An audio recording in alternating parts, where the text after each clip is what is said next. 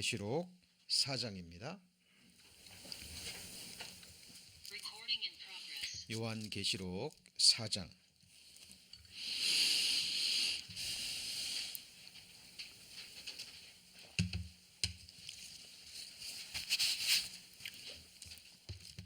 요한계시록 4장 1절부터 4절까지 제가 봉독합니다. 이 일 후에 내가 보니 하늘에 열린 문이 있는데 내가 들은 바 처음에 내게 말하던 나팔 소리 같은 그 음성이 가로되 이리로 올라오라. 이후에 마땅히 될 일을 내가 내게 보이리라 하시더라.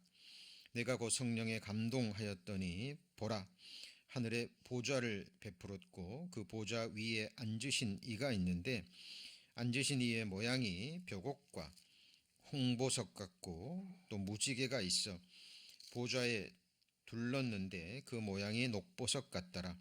또 보좌에 둘려 24 보좌들이 있고 그 보좌들 위에 24 장로들이 흰옷을 입고 머리에 금 면류관을 쓰고 앉았더라. 오늘은 요한계시록 강의 20번째 시간입니다. 오늘은 이제 읽은 요한계시록 4장 1절로 4절까지의 말씀을 본문으로 해서 나팔 소리 같은 그 음성이 가로되 이리로 올라오라 라는 제목으로 함께 말씀 상고해 보고자 합니다. 우리가 요한계시록을 공부할 때 늘 마음에 염두해 두어야 될 아주 중요한 말씀이 있습니다. 우리 첫 시간에 배웠던 요한계시록 첫 장 첫 절 말씀입니다. 예수 그리스도의 계시라. 이는 하나님이 그에게 주사 반드시 속히 될 일과 그 종들에게 보이시려고 그 천사를 그 종 요한에게 보내어 지시하신 것이라. 여기 보시면 예수 그리스도의 계시죠. 예수님께서 열어서 보여주신 겁니다. 그리고 반드시 속히 될 일이죠. 그러니까 이거는 미래의 예언의 말씀이라는 겁니다. 요한계시록은 대부분이 미래에 일어날 예언의 말씀인데 이 세상 끝까지 역사일 뿐만 아니라 예언의 말씀일 뿐만 아니라 역사가 끝난 이후에 영원한 두 세상에 관한 예언의 말씀이기도 하고요. 그리고 이 세상 모든 사람들의 죽음 건너편에서 맞이할 영원한 두 가지 운명에 관한 예언의 말씀이기도 합니다. 근데 될 일 앞에 두 가지의 수식어가 붙었죠. 무엇입니까? 반드시 그리고 속히. 하나님의 관점입니다. 하나님은 천년도 밤의 한 경점 같다 그랬죠. 우리가 볼 때 천년이라는 시간은 긴 시간이지만 하나님 보실 때는 지나간 밤의 한 경점과 같아요. 이 말씀을 주시고 약 2000년이 지났습니다. 얼마나 가까웠는지 우리는 믿음으로 이 말씀을 받을 수 있습니다. 그리고 또 하나 염두에 둘 것은 그 종들에게 보이시려고 이 말씀을 주셨다라는 겁니다. 그러니까 예수님의 피로 구원받고 예수님의 제자된 사람, 종된 사람에게 보이신 거예요. 이 말이 무슨 말이냐면 세상 사람들한테는 이 말씀 전해줘도 관심도 없고 믿지도 않습니다. 그러면 우리가 이 땅에 일어날 일 그리고 죽음 건너편의 영원한 두 운명에 관한 예수님의 계시의 말씀을 듣고 우리는 이 세상 사람들에게 전해야 될 임무가 있겠죠. 특히 사랑하는 가족들, 지인들에게 그들이 듣든지 아니 듣든지는 그들의 책임입니다. 그러나 우리들은 하나님의 말씀이 이러하시다 하라라고 전할 의무는 있는 거죠. 이 세상에 있는 사람들은 요한계시록을 모릅니다. 들어도 믿지도 않고. 그러나 계시록에 기록된 대로 이루어질 것이고 그들은 이 경고를 받지 않으면 영원한 멸망의 운명에 처하게 될 것입니다. 그래서 특별히 제가 이 말씀을 드린 이유는 이제 요한계시록 4장에서부터 본격적으로 이 미래에 일어날 예언에 관한 말씀으로 이제 들어갑니다. 자, 그리고 이 세상에 있는 모든 사람들이 맞이하게 될 영원한 운명은 두 가지죠. 구원받은 의인이 부활의 몸을 입고, 요한계시록 끝부분에 첫째 부활에 참여하는 자는 복이 있다 그랬죠. 부활의 영광스러운 몸, 다시는 아프지도 죽지도 상하지도 피곤하지도 죄를 지을 가능성도 없는 영광스러운 부활의 몸을 입고 새하늘과 새 땅에서 영생하는 그 운명이죠. 영원한 축복이죠. 자, 그리고 예수님을 구주로 영접하지 않는 사람들이 맞이하게 될 둘째 부활, 심판의 부활이죠. 그 부활의 몸을 입고 꺼지지 않는 지옥 불못에서 영원히 살게 되는 그 악인의 영원한 운명이 요한계시록 마지막 부분에 또 기록되어 있습니다. 우리는 그걸 마음에 새기고 이 말씀을 들으셨으면 좋겠습니다. 그러면 하나님께서 우리에게 이렇게 예언의 말씀을 주신 이유는 무엇일까요? 성경 속에 약 3분의 1이 예언의 말씀이거든요. 그리고 3분의 1이 역사에 관한 말씀이죠. 예언의 말씀을 주신 이유는 몇 가지로 말씀드릴 수 있습니다만은, 첫 번째는, 가장 중요한 것은 한번 같이 보실까요? 믿게 하시려고. 믿게 하시려고 합니다. 하나님의 말씀이라는 결정적인 증거는 예언의 말씀이 성취될 때예요. 그렇죠? 자, 믿게 하시려고. 그러니까 두 번째는요, 준비케 하시려고. 장래에 이런 일이 일어날 거니까 너희는 예비하라, 준비하라 라고 하나님께서 우리에게 말씀하시는 겁니다. 예수님도 이사야 선지자가 이렇게 말했죠. 아주 중요한 말씀입니다. 자, 보라, 전에 예언한 일이 이미 이루었느니라. 이제 내가 새 일을 고하노라. 그 일이 시작되기 전이라도 너희에게 이루노라. 이건 사람이 할 수 없는 말입니다. 전에 예언한 일이 이루었습니다.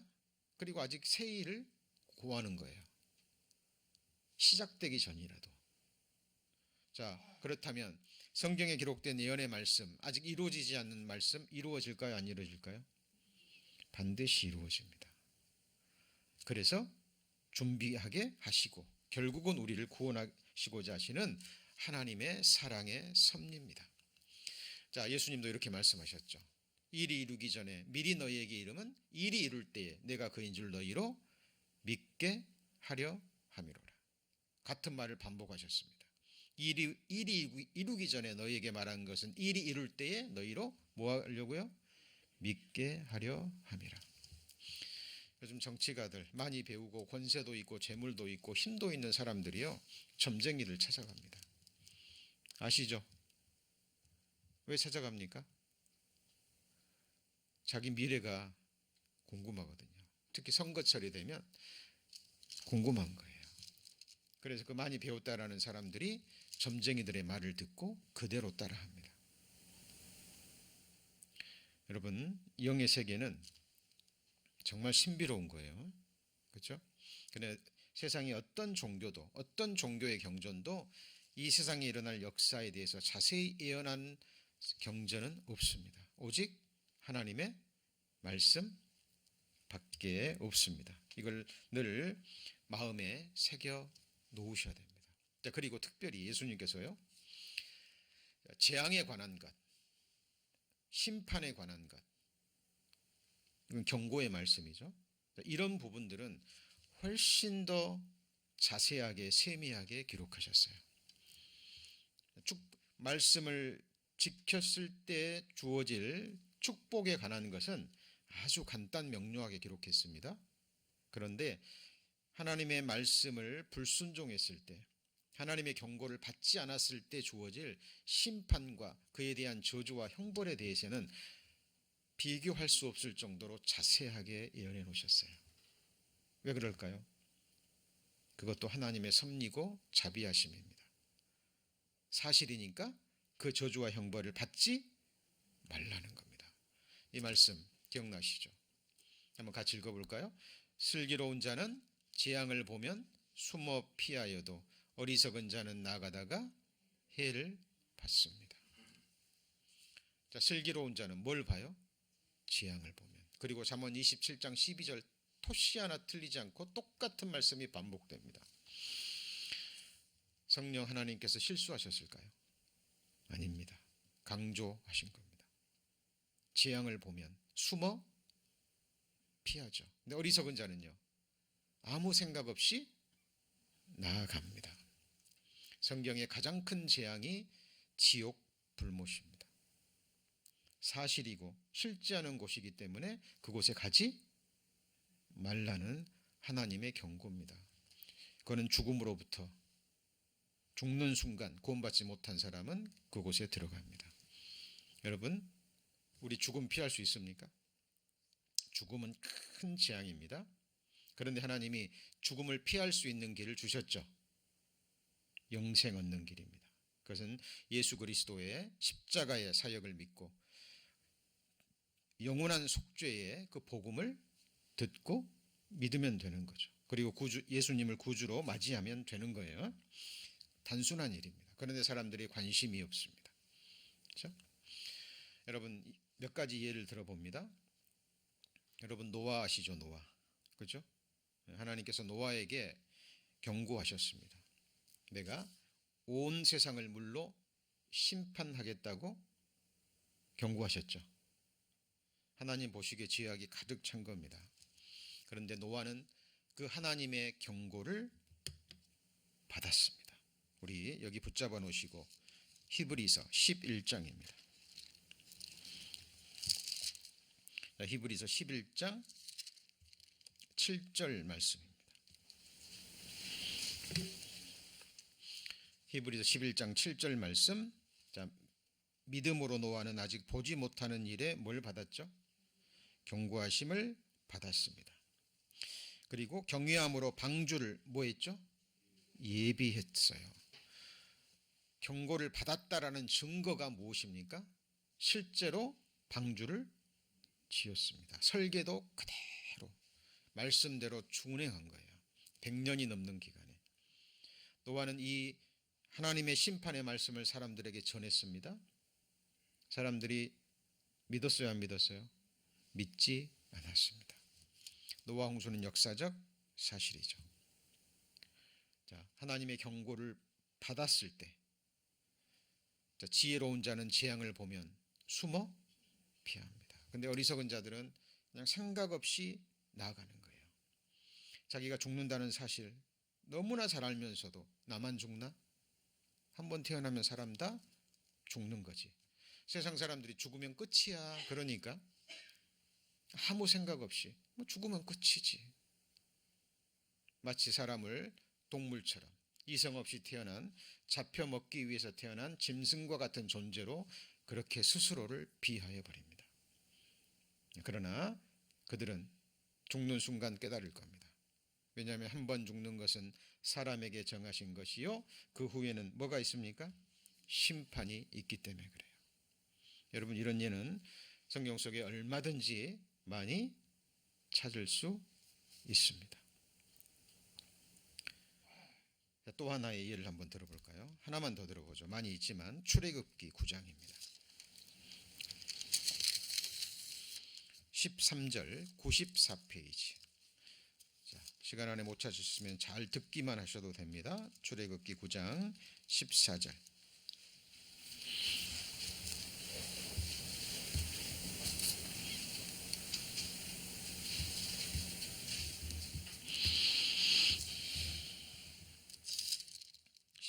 내가 이번에는 모든 재앙을 내 마음과 내 신하와 내 백성에게 내려 너로 온 천하에 나와 같은 자가 없음을 알게 하리라.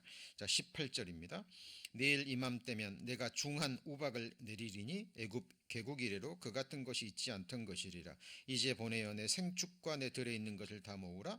사람이나 짐승이나 무릇 들에 있어서, 같이 읽습니다. 집에 돌아오지 않는 자에게는 우박이 그 위에 내리리니 그것들이 죽으리라 하셨다 하라. 재앙이죠. 지금 7번째 재앙에 관한 예언의 말씀입니다. 6가지 재앙대로 됐어요, 안 됐어요? 됐죠. 신하들이 그것을 봤습니다. 이제 7번째 재앙을 내리면서는 하나님이 피할 길도 주십니다. 피할 길이 뭐죠? 집으로, 지붕이 있는 집으로 너의 가족, 짐승, 종들을 다 모아들이라. 그러면 살 것이다라는 거죠. 근데 바로의 신하들 중에 지혜로운 자들이 있었어요. 모세를 통해서 주신 하나님의 말씀이 그대로 이루어지네?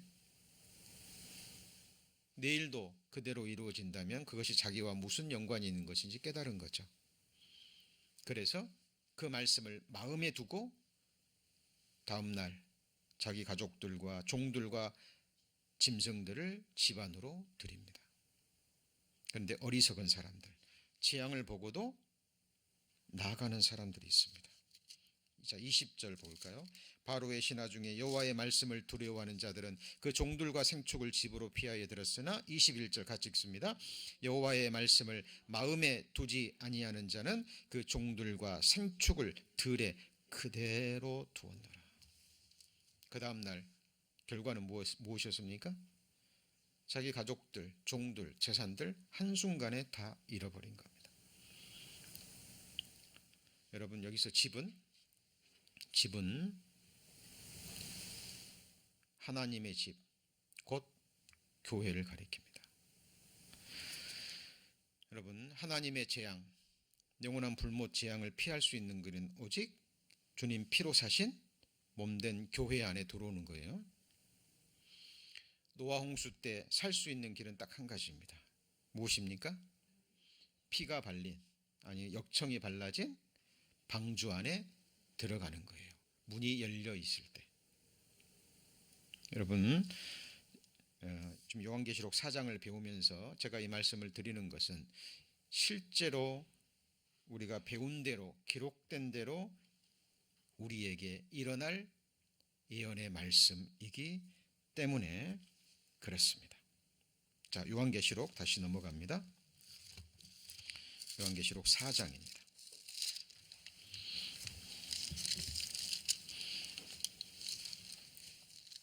요한계시록 4장 1절에 보시면, 자, 4장 1절입니다.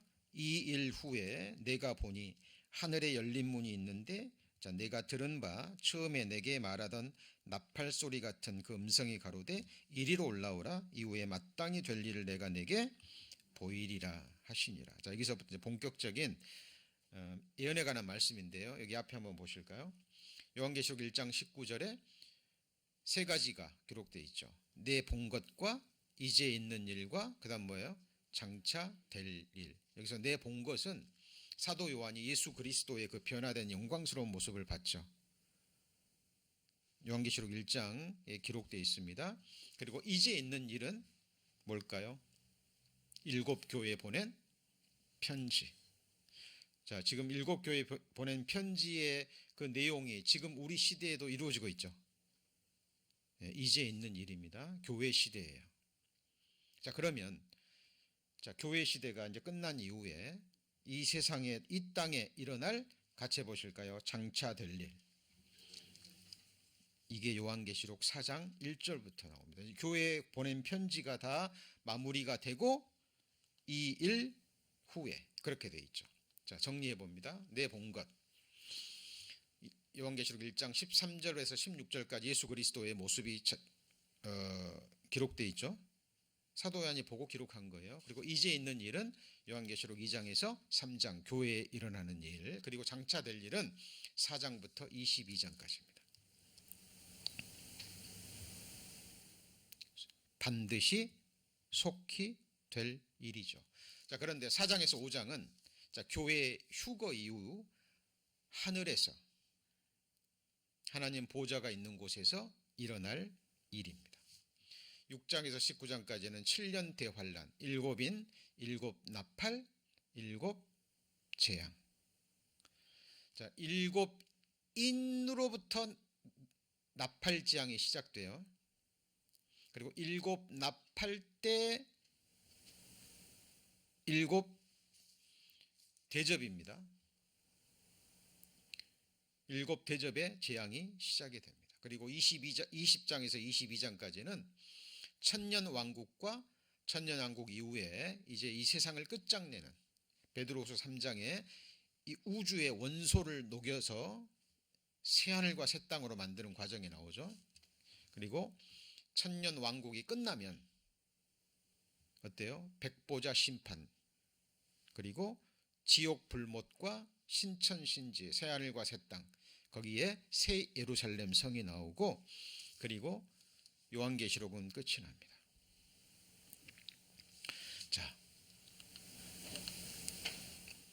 자, 메타타우타라고 읽혀지는데요. 메타는 후에, 배후에, 너머라는 의미입니다. 메타 어서 많이 들어보지 않으셨어요? 요즘 유행하는 단어죠. 메타버스, 그죠? 그 페이스북이요, 이름을 바꿨죠. 뭐로 바꿨습니까? 메타로 바꿨는데, 이 이름을 독점하기 위해서 뭐 이 메타라는 이름을 가진 그 업체한테 뭐 400억을 줬다 그래요. 상상할 수 없는 돈을 주고 샀습니다. 메타라는 말이 어떤 이후에, 어떤 저 너머에, 배후에라는 의미를 가지고 있고, 버스는 유니버스의 그 벌스입니다. 그러니까 이 현실을, 이 세상을 뛰어넘는 어떤 세계, 그래서 가상 세계라는 의미를 가지고 있는데요. 하여튼 메타는 이후에, 배후에, 너머라는 겁니다. 여기서도 우리가 좀 생각해야 될 것이요, 하나님의 역사와 성령의 역사의 영적 전쟁을 볼 수 있습니다. 그게 무엇인가요? 하나님의 세계는 실상의 세계죠. 맞습니까? 그런데 악한 영들이 추구하는 세상은 어떤 세상이에요? 같이 해보시죠. 가상의 세계. 현실과 연결돼서 영향을 주는 것 같지만 존재하지 않는 것들로 하여금 그것들을 만들어 놓고 사람들의 시선과 마음과 생각을 빼앗아 가버립니다. 자, 오늘의 주제는 이게 아닙니다. 자, 메타가 이후에, 배후에라는 의미고요. 그리고 타우타는 이것, 이 일이라는 뜻입니다. 그러니까 메타타우타라는 말은 뭐예요? 이제 교회 시대가 끝난 거예요. 교회에 관한 7편지가 끝난 거잖아요. 은혜 시대가 끝나고, 자, 이제 하나님께서 하늘에 열린 문이 있는데 내가 들은 바 처음에 내게 말하던 무슨 소리예요? 자, 요한계시록 보시죠. 1절. 열린 문이 있는데 내가 들은 바 처음에 내게 말하던, 같이 읽습니다. 나팔 소리 같은 그 음성이 가로되 어디로 올라와요? 이리로 올라오라.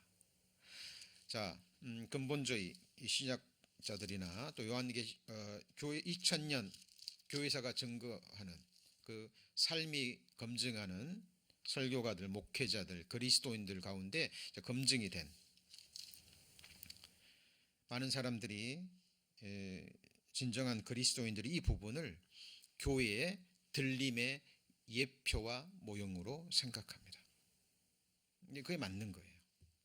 자, 지금부터 이것이 사도 요한이 지금 열린 문을 보고 이리로 나팔 소리 같은 음성을 듣고 올라가죠. 그리고 이후에 될 일을 보이는데 그게 뭐냐면 하늘에서 있는 일입니다. 교회가 들림 받은 이후에 하늘에서 있는 일인데 한번 볼까요? 2절입니다. 내가 곧 성령에 감동하였더니 보라, 하늘 위에 뭐가 베풀어져 있어요? 보좌가 베풀어 있고, 스론입니다. 스론. 그 보좌 위에 앉으신 이가 있는데 앉으신 이의 모양이 벽옥과 홍보석 같고 무지개가 있어 보좌에 둘렀는데 또 그 모양이 녹보석 같더라. 4절입니다. 또 보좌에 둘려 24 보좌들이죠. 복수죠. 그리고 앞에 24가 나오죠. 마음에 두십시오. 그리고 그 보좌 위에 24 누가 있죠? 장로들이 있습니다. 무슨 옷을 입고 있습니까? 흰 옷을 입고 있습니다. 머리에 뭘 썼죠? 금면류관을 쓰고 있습니다. 이게 무슨 만화 같은 이야기, 특별한 게 아니고요. 우리가 기록된 말씀을 통해서 충분히 성경으로 성경을 해석할 수 있는 부분입니다. 사람들이 성경을 모르니까 전체 문맥을 통해서 말씀을 바라보는 것이 아니라 자기 입맛대로 자기를 따르게 하려고 어그러진 말을 하니까 이 요한계시록을 통해서 온갖 이단들이 쏟아져 나오는 거예요. 자, 이것이 교회의 들림이라는, 교회의 휴거 사건이라는 성경적인 증거를 7가지 제가 말씀드릴 겁니다. 첫 번째, 자, 나팔 소리가 바로 데살로니가전서 4장 16절 17절에 나오는, 자, 주께서 호령과 천사장의 소리와 무슨 나팔이죠? 하나님의 나팔로 하늘로조차 강림하시리니 그리스도 안에서 죽은 자들이 먼저 일어납니다. 죽은 자들, 육체입니다. 자, 오래전에 돌아가신 그리스도인들, 그 영혼은 주님 앞에 가 있지만 몸은 이 땅에 완전히 이제 흙이 됐겠죠. 그렇죠? 그런데 하나님의 나팔로 예수님이 공중 재림하시면 죽었던 그 몸들이 뭐예요? 살아 일어납니다. 티끌에 거하는 자들아 너희는 깨어 노래하라. 죽은 자의 부활인데, 살아있는 사람들은, 살아있는 그리스도인들은 두 번째입니다. 물론 순간적입니다. 그런데 먼저는 누가 일어나요? 먼저 죽은 자들이 부활합니다. 그리고 주님 공중 재림하실 때 우리가 살아있다면, 오늘 예배 끝나기 전에 주님 공중 재림하시면 우리는 어떻게 됩니까? 바로 부활의 몸을 변화돼서 구름 속으로 끌어올려 공중에서, 이곳이 바로 하나님 보좌 있는 곳입니다. 하늘문이 열려 주를 영접하게 하시리니 그리하여 우리가 그때부터 이제 주님의 얼굴을 보고 항상 주와 함께 있으리라. 예언이죠. 예언이죠. 지금까지 예언의 말씀 이루어졌어요, 안 이루어졌어요? 성경에 창조적인 증거, 역사적인 증거가 있습니다. 이제 나머지는 영적 증거예요. 이 두 가지가 문자 그대로 이루어졌다면 눈에 보이지 않는 영적인 사실도 그대로 될 겁니다. 우리의 믿음은 기록된 말씀에 있는 거예요. 열린 문이 있고 내가 들은 바 나팔 소리 같던 그 음성이 가로되 뭐예요? 이리로 올라오라. 이 음성은 그리스도인들만 들을 겁니다. 세상에 있는 사람들은 들려요, 안 들려요? 들리지 않습니다. 공중 재림은. 이때 교회는 들림 받을 겁니다. 자, 첫 번째, 데살로니가전서 4장 16절 17절 말씀을 근거로 우리는 이게 교회의 들림의 모습이라고 볼 수 있습니다. 자, 그리고 두 번째 이유는요. 자, 요한계시록 1장에서 3장까지 교회라는 단어가 19번이 나옵니다. 몇 번 나와요? 19번. 근데 4장부터 19장까지 19장 7절에 어린 양의 신부라는, 어린 양의 신부가 누구예요? 교회죠. 자, 우회적인 표현으로 한 번 나오고, 그리고 요한계시록 22장에 교회라는 한 번에 딱 나옵니다. 그럼 19장까지는 교회가 한 번도 나오잖아요. 이유가 뭘까요? 교회는 이미 들림 받았기 때문에, 들림 받았기 때문입니다. 물론 환난 기간에도 복음은 전파됩니다. 그런데 주체가 교회가 아니에요. 이제 14만 4천 명, 하나님이 특별히 선택한 12지파의 12,000명씩 14만 4천 명이 7년 환난 시대의 복음 전파의 사역을 맡습니다. 이스라엘 민족을 중심으로 해서, 그리고 이스라엘 민족을 통해서 복음이 전파될 때 이방인들도 듣겠죠. 예. 자, 두 번째 근거는 4장부터 19장까지 뭐가 나오잖아요? 교회라는 단어가 한 번도 나오지 않습니다. 자, 그리고 세 번째 증거는요, 바로 24라는 숫자와 함께 장로라는 표현입니다. 여러분, 성경에 장로는 천사들에게 사용한 적이 없죠. 그죠? 왜 말씀을 드리냐면, 어떤 주석가들이나 신학자들은 이 24 장로를 천사들이라고 해석해요. 근데 근거가 없어요. 여러분, 성경 어디에도 천사들에게 장로라는 표현을 쓰지 않습니다. 오직 누구한테만 써요? 사람에게 쓰는데, 그것도 교회의 본이 되고, 그죠? 정말 교회의 힘이 되는, 교회 어른들에게, 지도자들에게 이 표현이 주어집니다. 베드로전서 5장 2절에 보면 너희 중 장로들에게 권하노니 나는 함께 된 뭐예요? 장로된 자요. 베드로는 사도이면서도 누구예요? 장로인 거예요. 그렇죠? 자, 사람에게 쓰였죠. 장로는 사랑하는 가이오 곧 나의 참으로 사랑하는 자에게 편지하노라. 사도 요한입니다. 사도는 사도면서도 누구예요? 장로. 그런 얘기죠. 그렇죠? 제자들이 각각 그 힘대로 유대에 사는 형제들에게 부조를 보내기로 작정하고 이를 실행하여 바나바와 사울의 손으로 누구에게요? 장로들에게. 그죠? 예, 보냅니다. 그래서 장로는 교회 지체들 중에, 그죠? 교회에 주어진 직분이라는 사실입니다. 자, 그리고 24 장로라 그랬죠. 그죠? 역대상 24장 18절에 보면 제사장들이 반차를 쫓아서 순서를 정해가지고 성막에서 여호와 하나님을 섬깁니다. 그런데 24 반차예요. 24째는 마시아라. 그리고 이와 같은 반차로. 순서로 그런 얘기죠. 우리 사모님들 뭐 교회에서도 뭐 할 때 이렇게 당번 정해서 하는 경우도 있잖아요. 그렇죠. 순서대로 돌아가잖아요. 그러니까 마찬가지로 제사장들이 24 반차로 나누어서 차례대로 성막에 들어가서 여호와를 섬기고 하는 일입니다. 이거는 누구한테 하는 일이에요? 누가 하는 일이에요? 같이 해보시죠. 제사장들. 여러분 천사가 제사장입니까? 아니에요. 누가 제사장이죠? 우리가 제사장입니다. 오직 너희는 택하신 족속이요 왕같은 뭐예요? 제사장들이요. 왜 제사장 앞에 왕같은 그랬을까요? 왕은 어디에 앉아요? 보좌에 앉습니다. 우리 성도님들이 나중에 천국에 가서 앉을 자리가 어디예요? 예. 보좌, 예수님이 앉는, 하나님이 앉는 보좌에 보좌들이 있습니다. 다 같은 보좌라고 보시면 돼요. 왜? 성경에 그렇게 표현하고 있기 때문에. 요한계시록 3장 바로 위에 있죠? 21절. 요한계시록 3장 21절.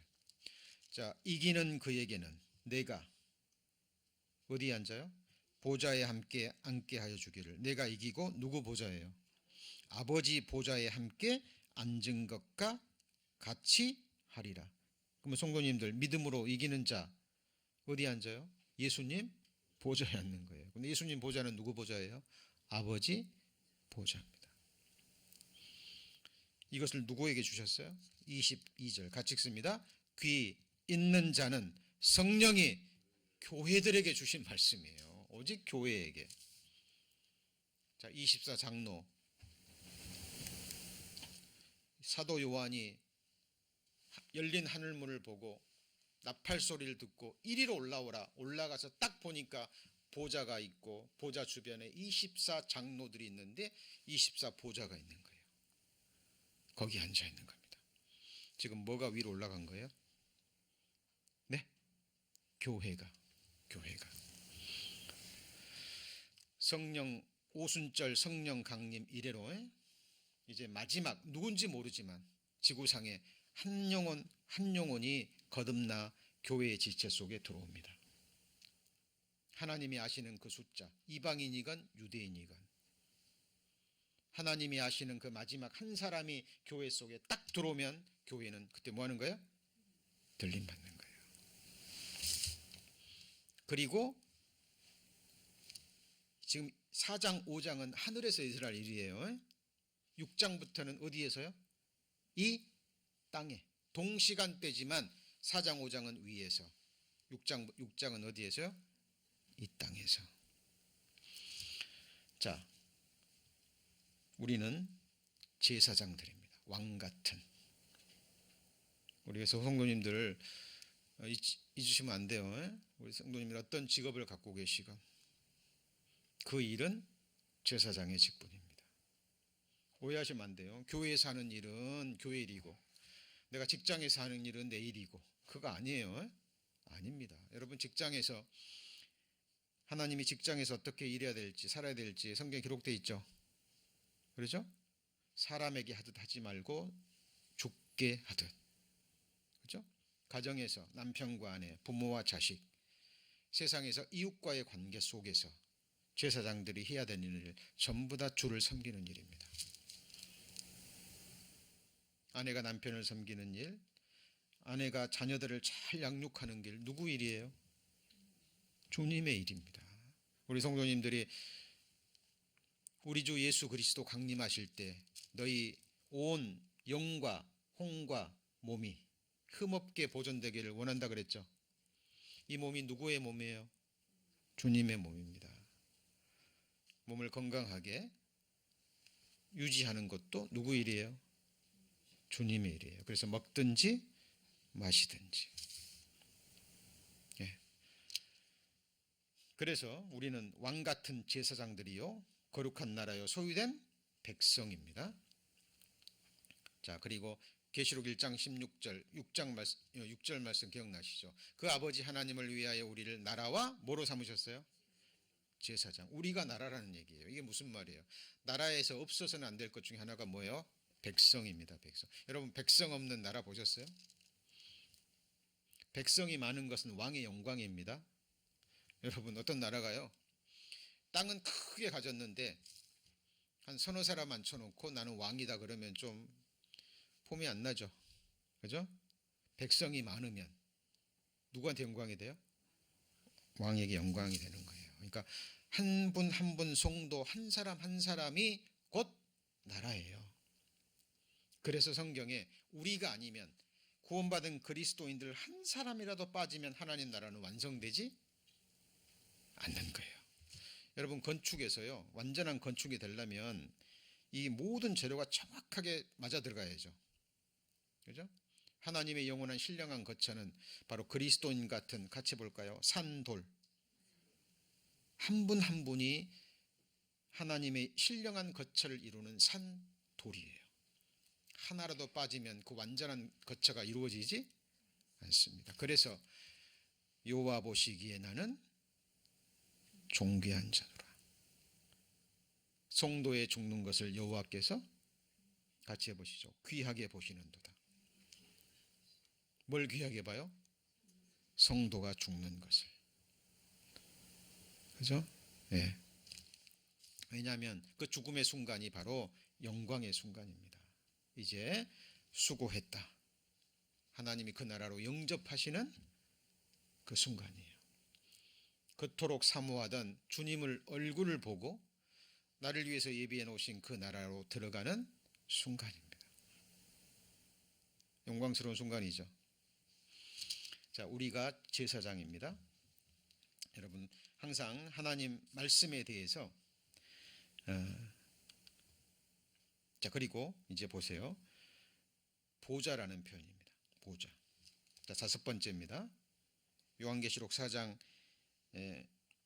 1절이 교회의 들림이고, 자, 이후의 내용들이 교회가 들림받은 이후에 저 하늘에서 일어날 일이라는 7가지 증거 중에 다섯 번째입니다. 보좌에 둘러 24 보좌들 그랬죠.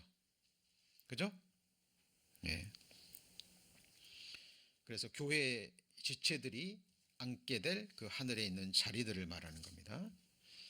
오직 이기고 하나님 보좌에 앉는 사람들은 교회들밖에 없어요. 교회의 지체들밖에 없습니다. 바로 우리에 관한 말씀입니다.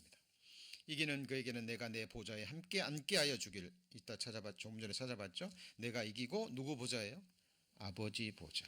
그러니까 예수님이 아버지 보좌에 앉는데 예수님이 내 보좌에 앉게 해주겠다 그랬죠.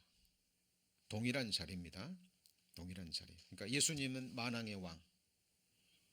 우리는요. 만왕 중에 한 왕. 예수님은 하나님 나라 전체를 통치하시고 어떤 왕은 10거울 권세, 어떤 왕은 5거울 권세. 그죠? 나누어지겠죠. 섬기는 권세입니다. 예, 실제로 이 일이 우리 눈앞에 곧 일어납니다. 자, 그리고 이제 여섯 번째 증거입니다. 흰 옷입니다. 자, 또 보좌에 둘러 24 보좌들이 있고 보좌들 위에 24 장로들이 뭘 입었어요?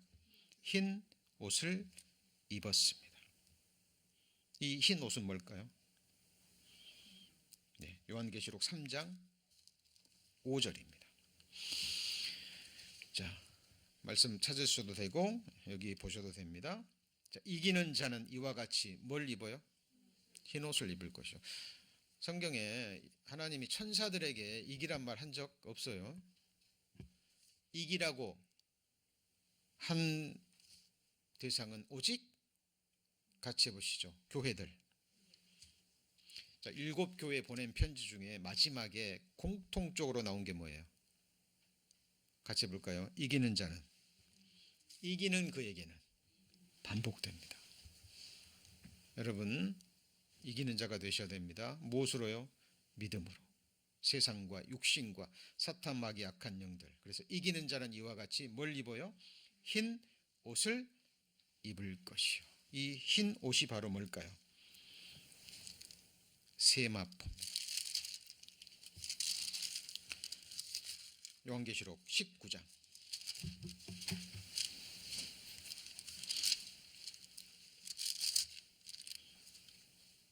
19장 8절입니다. 요한계시록 19장 8절. 요한계시록 19장 8절. 그에게 허락하사 빛나고 깨끗한 무슨 옷이죠? 세마포를 입게 하셨은즉 이 세마포는 성도들의 옳은 행실이로다.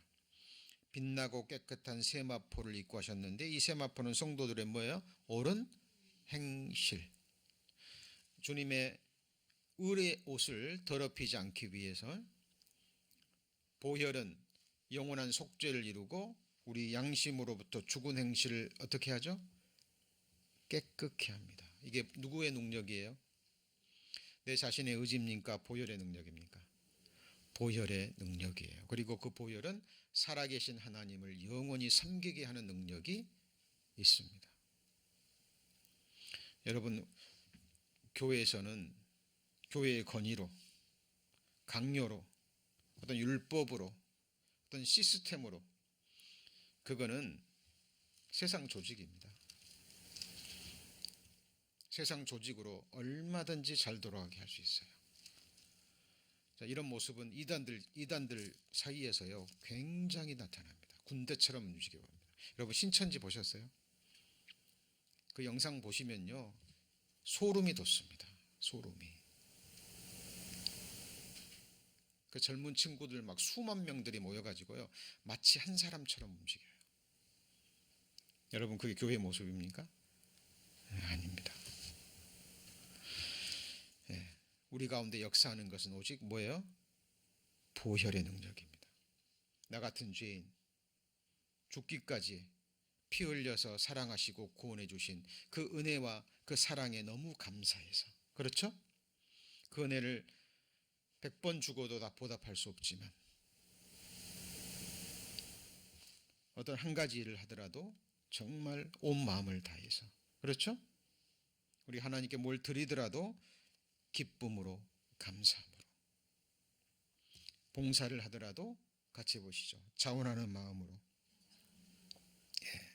그게 아니면 하나님 받지 않으십니다. 하나님이 뭐가 부족하시죠? 모든 것이 하나님 것인데. 여러분, 영원한 속죄를 이루고 우리 안에 죽은 행실을 깨끗해 하고 살아계신 하나님을 섬기게 하는 것은 바로 보혈의 능력입니다. 우리를 무너지게 하는 것은, 우리의 마음을, 우리의 삶을 주님 앞에 무릎을 꿇게 하는 것은 예수 그리스도의 십자가 갈보리의 사랑과 은혜예요. 저는 기회가 있을 때마다 생각합니다. 이제 이 세상 누가 있어서 날 위해 죽어줍니까? 이 세상 누가 있어가지고요 나를 위해 더 한순간도 쉼없이 기도할까요? 이 세상 누가 있어서 진정한 나의 행복을 위해서 일할까요? 우리 성도님들 죽는 순간 그 아름다운 천국으로 우리 성도님들을 영접해 주실 분이 누구죠? 네? 예수님이십니다. 예수님이세요. 그분은 태초의 상고이시고 근본이시고 우리 존재의 근원이시고 삶의 목적이십니다. 지금도 우리 성도님들의 심장을 뛰게 하시고 호흡을 주고 계시고 지금까지 삶에 필요한 모든 것을 공급하셨고 지금도 공급하고 계시고 앞으로도 공급하실 분. 예수 그리스도를 우상단지로 내가 어떤 원하는 것을 딱 정해놓고 하나님 이거 주세요. 이거는 우상 숭배자들이 더 잘해요. 그죠? 예수님 우리의 창조주이십니다. 우리의 생명이시고 우리의 모든 것입니다. 여러분, 세마포, 흰 옷은 성도들의 뭐예요? 옳은 행실입니다. 요한계시록 19장 한 장 더 넘겨보시면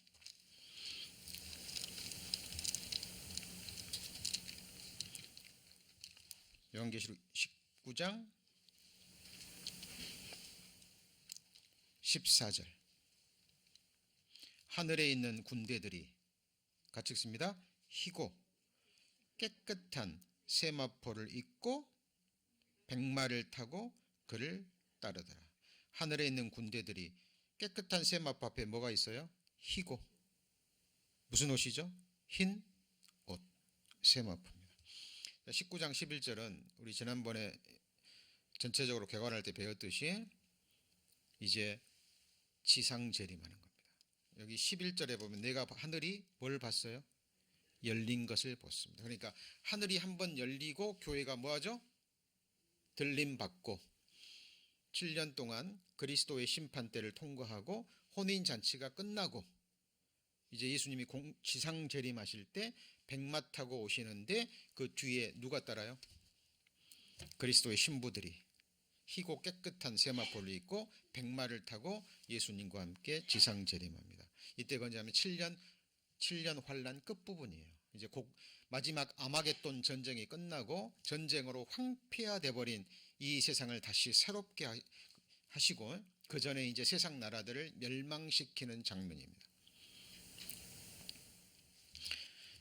여러분, 우리는 이 말씀대로 볼 거예요. 이 예언의 말씀이 우리 눈앞에서 펼쳐지는 걸 볼 거고요. 그리고 예수님과 함께 이 세상 나라를 우리가 함께 멸합니다. 여러분, 이게 뜬구름 잡는 이야기가 아니에요. 이게 바로 실상이라는 겁니다. 보라, 내가 전에 예언한 말씀이 이루었느니라. 이제 내가 새 일을 고하노라. 그것들이 시작되기 전이라도 내가 너희에게 이루노라. 여러분, 말씀대로 될 겁니다. 천지는 없어지겠으나 내 말은 없어지지 아니하고 1.1획도 빗나가지 않고 이루어집니다. 여러분, 이 말씀이 이루어지는 무대가 어디죠? 이 세상입니다. 하나님이 마지막 때 온역이 창궐하리라 말씀하셨어요. 이제 코로나 지긋지긋 하시죠? 네. 이제 오미크론으로 인해서 이제 집단 면역으로 갈 확률이 많다고 합니다만은 얼마든지 또 다른 것도 나올 수 있고요. 요한계시록 이제 본격적으로 나오면 7년 환란 초반부에 온역으로 인해서 전염병으로 인해서 지구의 4분의 1이 죽습니다. 몇 분의 1이요? 4분의 1. 80억이면 20억이 죽는 거예요. 20억이.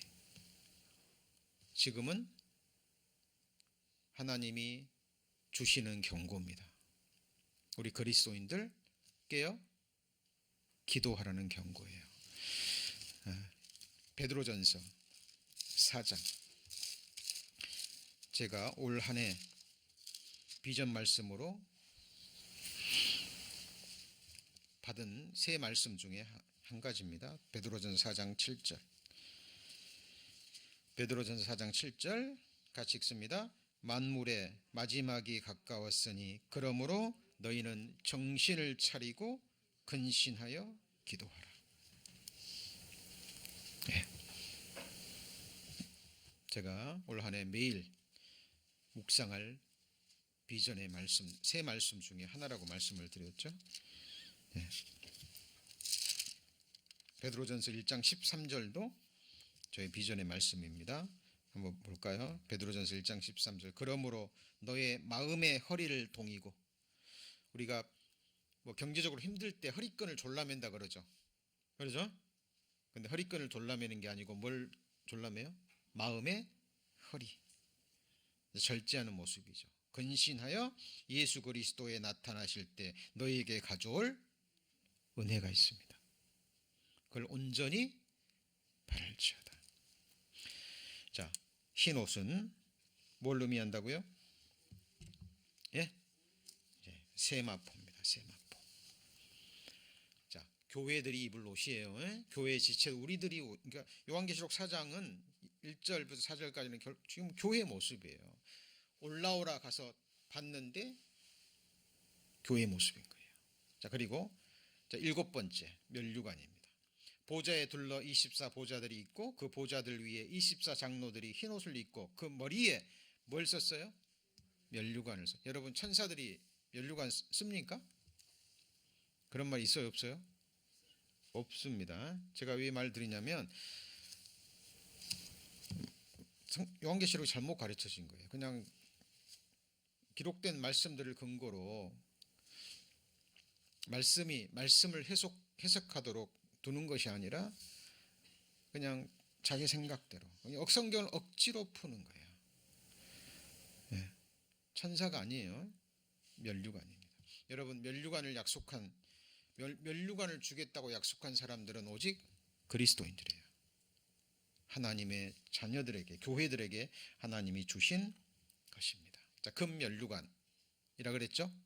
이 금면류관은 5가지의 면류관을 한꺼번에 총칭하는 겁니다. 성경의 금은 뭘 의미하는 줄 아시죠? 같이 보실까요? 믿음. 정금 같은 믿음을 말합니다. 믿음으로 세상을 이기고 또 하나님 말씀에 순종했을 때 하나님이 주신 그 자리를 끝까지 지키고 교회와 함께 운명을 같이 한 교회의 기둥과 같은 지체들, 주님의 일꾼들, 그리스도의 군사들이 있거든요. 함께하면 되는 거예요. 어렵지 않습니다. 교회 함께하는 가운데 머리이신 주님께서 주시는 마음대로 사시는 거예요. 금면류관, 첫 번째 썩지 않을 면류관입니다. 이거는 이기는 자마다 절제한다 그랬죠. 그죠? 이기기를 원하는 자마다 절제합니다. 이거는 그러니까 어떤 육신의 소욕이라든가 그리스도인들도 육체가 있잖아요. 세상을 향한 마음이 있죠. 그러나 그걸 절제하는 겁니다. 그 사람들에게 주어질 썩지 않을 면류관입니다. 기쁨의 면류관은 뭐예요? 영혼 구원의 사역에 함께한 사람들. 그렇죠? 오늘 소식지에도 기도 부탁 올라갔죠? 읽어보시고 기도로 함께 하셔야 됩니다. 그리고 여러분, 우리가 누구를 구원할 수는 없어요. 그러나 말씀을 전할 수는 있습니다.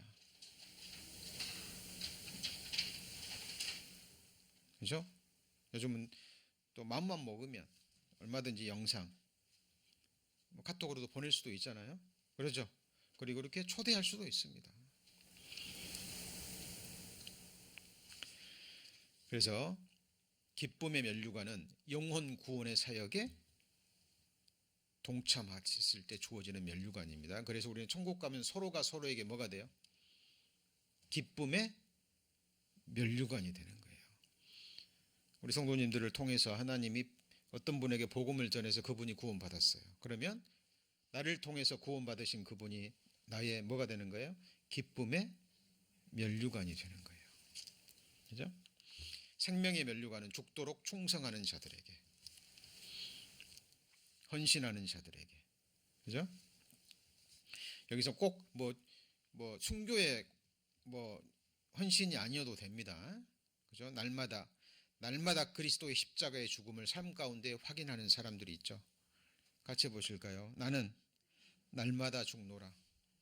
소욕이 올라오고 노가 올라오고 여러 가지 것들 올라오지만 나는 십자가의 죽은 자라는 것을 삶으로 늘 확인하는 그 사람들에게 생명의 면류관이 주어질 겁니다. 영광의 면류관, 목회자의 사역에 예수님이 우리의 목자죠. 그죠? 목회자들을 포함해서 직분을 가지신 분들, 또 교회를 위해서 합력하시는 분들, 여러 모양으로 교회에 힘이 돼 주시고 또 함께 해 주시고 교회의 기쁨과 슬픔과 또 모든 일에 동역하는 마음으로, 삶으로 그분들에게 주어질 면류관이 뭐예요? 영광의 면류관. 마지막으로 의의 면류관이 뭐예요? 재림을 사모하는 자들. 뭘 사모해요? 예수 그리스도의 재림을 사모하는 자들에게 주어지는. 자, 그러면 어때요? 뭐 썩지 않을 면류관은 받았는데 생명의 면류관은 못 받고 이런 일이 있을까요? 아닙니다. 아닙니다. 여러분, 이 연결되어 있는 거예요. 연결. 그죠? 그걸 한마디로 무슨 면류관이요? 같이 해보시죠. 금 면류관이라고 표현한 겁니다. 이 면류관은 오직 누구한테만 주어져요? 누구한테만요? 교회에게 하나님이 약속하신 겁니다. 지금 제가 뭘 얘기하고 있는 겁니까? 요한계시록 4장 열린 문이 있고 나팔 소리가 나서 사도 요한에게 이리로 올라오라. 올라갔더니 보이는 장면이 하늘에 있는 장면입니다. 이게 결국 누구들의 모습이에요? 교회의 모습이라는 거예요. 여러분, 우리는 말씀을 배워야 됩니다. 뭘 배워야 돼요? 말씀을 배워야 됩니다. 성경 배우기 위해서 교회에 오시는 거예요. 물론 하나님께 예배를 드리고 예배 중에 선포되는 성령의 감동하심으로 선포되는 하나님의 말씀을 통해서 예수 그리스도에 대해서 그리고 우리의 영광스러운 장래에 대해서 여러분 밝히 아셔야 됩니다. 그것이 우리의 삶을 이끌어 가시는 것입니다.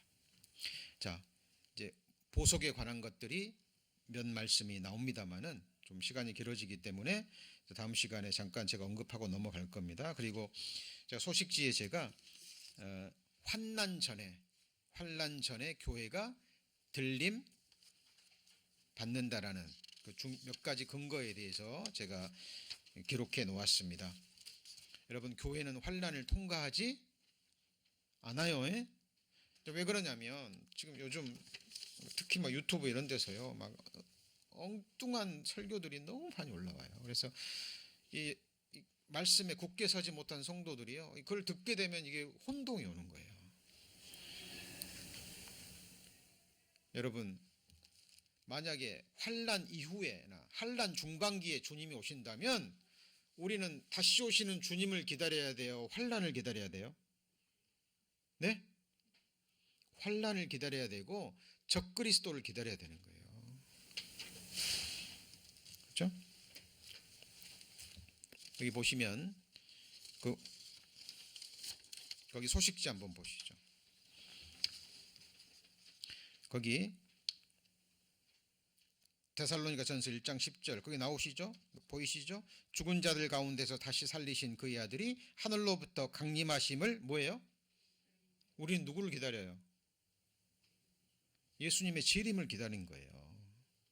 왜요? 이는 장래 노하심에서 우리를 건지시는 예수입니다. 여러분, 예수님이 우리를 위해서 심판 받으셨죠? 그죠? 자, 그 다음 보세요. 데살로니가전서 5장 9절 소식지. 하나님이 우리를 세우심은 노하심에 이르게 하심이 아니요 오직 우리 주 예수 그리스도로 말미암아 구원을 얻게 하신 것이라. 자, 그리고 7년 환난 중반이나 끝에 들림 받는다면 사람들이 올 시기를 알아요, 몰라요? 알잖아요. 이미 환난이 시작됐고 적그리스도가 나타나고 성경에 7년이라는 게 나오니까 다니엘의 70일에도 나오고 성경에 곳곳에 나오니까 짐작할 수 있는 거예요. 환난 전에 예수님이 오셔야 아무도 모르는 거예요. 가까이 오셨다라는 것은 알지만 그 날과 그 시간이 언제인지는 모르죠. 그래서 우리는 깨어 기도할 수 있는 거예요.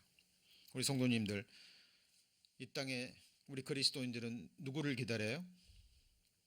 하늘로부터 강림하시는 예수 그리스도를 기다립니다. 이 세상의 환난으로부터, 이 패역한 세대로부터, 이 사망의 몸으로부터, 이 사탄의 권세로부터, 그죠? 이제 우리를 구원하시기 위해서 다시 오시는 주님을 기다립니다. 여러분, 이것은 교회사가 증거하는, 여러분 잘 아시는 스펄전을 비롯해서 D.L. 무디, 요한 웨슬레 등등 역사가 증거하고, 그죠? 교회사가 증거했던 믿음의 선진들이 바르게 성경을 해석하고 우리에게 전해진 이야기고, 이거는 사도들이 또 검증하는 거죠. 성경 기록되어 있죠. 여러분 같이 해보시죠. 기록된 말씀 밖에 넘어가지 말라. 예, 우리는 우리의 생각을 믿는 것이 아니라 기록된 뭘 믿습니까? 말씀을 믿는 겁니다. 왜요? 말씀이 곧 하나님이기 때문에 그렇습니다. 기도하시겠습니다. 하나님,